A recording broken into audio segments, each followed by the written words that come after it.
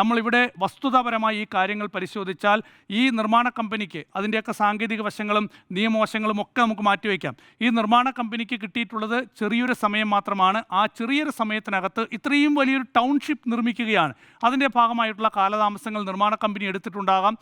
സ്വാഭാവികമായും അതിനെന്തെങ്കിലും കുഴപ്പങ്ങളുണ്ടെങ്കിൽ അതൊക്കെ പിന്നീട് പരിശോധിക്കപ്പെടട്ടെ. പക്ഷേ ഇതിന് ചെറിയൊരു കാലയളവ് മാത്രമേ, സമയം മാത്രമേ ഈ കമ്പനിക്ക് കിട്ടിയിട്ടുള്ളൂ. ഏതായാലും സർക്കാരിനെ സംബന്ധിച്ചിടത്തോളം ഇതൊരു വലിയ ഡ്രീം പ്രോജക്റ്റാണ് എന്നുള്ള കാര്യത്തിൽ യാതൊരു സംശയവും വേണ്ട.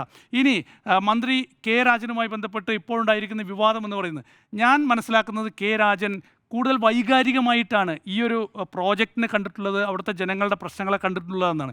ഈ വയനാടുമായി ബന്ധപ്പെട്ട് എന്ത് പ്രശ്നം ഉണ്ടാകുമ്പോഴും ഈ മന്ത്രി എവിടേക്ക് ഓടിയെത്തുന്നു, ആളുകളെ ചേർത്ത് പിടിക്കുന്നു, അവർക്കൊപ്പം നിൽക്കുന്നു, നമ്മൾ കണ്ടിട്ടില്ല. അത്രയ്ക്ക് വൈകാരികമായി ഇടപെടുകയാണ്. അപ്പോൾ ഇങ്ങനെയൊരു വിഷയം ഉണ്ടായപ്പോൾ അദ്ദേഹം അവിടെ വൈകാരികമായി എത്തി, അവിടെ നേരിട്ട് സ്ഥലം പരിശോധിച്ചു. വേണമെങ്കിൽ അവിടെ ഒരു ചോക്ക്, ഇതൊരു മാർക്കർ കൊണ്ട് വരച്ച വരയാണ്, അല്ലാതെ വിള്ളലല്ല എന്ന് കാണിക്കാൻ വേണ്ടി അദ്ദേഹം അവിടെ വരച്ചു. അതിനെയൊക്കെ അദ്ദേഹത്തെ പരിഹസിക്കുന്നുണ്ട്.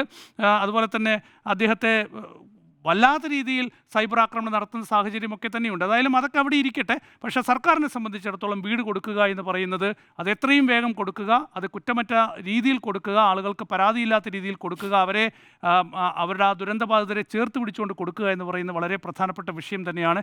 ഇപ്പോഴത്തെ വിവാദങ്ങൾ അത് ഒട്ടും ഗുണകരമല്ല. വസ്തുതാപരമായി കാര്യങ്ങൾ പരിശോധിക്കണം എന്നുള്ളതാണ് എൻ്റെ അഭിപ്രായം.